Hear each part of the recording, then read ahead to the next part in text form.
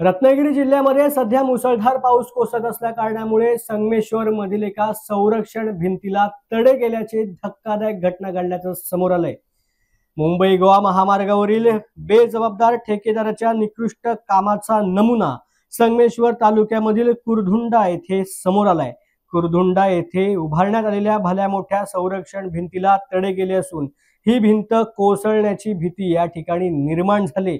त्यामुळे प्रवासी तसेच स्थानिक ग्रामस्थांमध्ये भीतीचं वातावरण देखील निर्माण झालंय। मुसळधार पावसाचा हा फटका संगमेश्वर तालुक्यामधील कुरधुंडा येथे उभारण्यात आलेल्या संरक्षण भिंतीला बसल्याचं पाहायला मिळतंय। मात्र पहिल्याच ह्या मुसळधार पावसामध्ये जर संरक्षण भिंतीलाच अशा पद्धतीने तडे जात असतील तर ठेकेदाराने कशा पद्धतीचं हे निकृष्ट काम केलेलं आहे असा प्रश्न आता स्थानिकांना पडलाय। त्यामुळे आता त्वरित काहीतरी उपाययोजना करावी अशी मागणी स्थानिक ग्रामस्थांकडून केली जाते।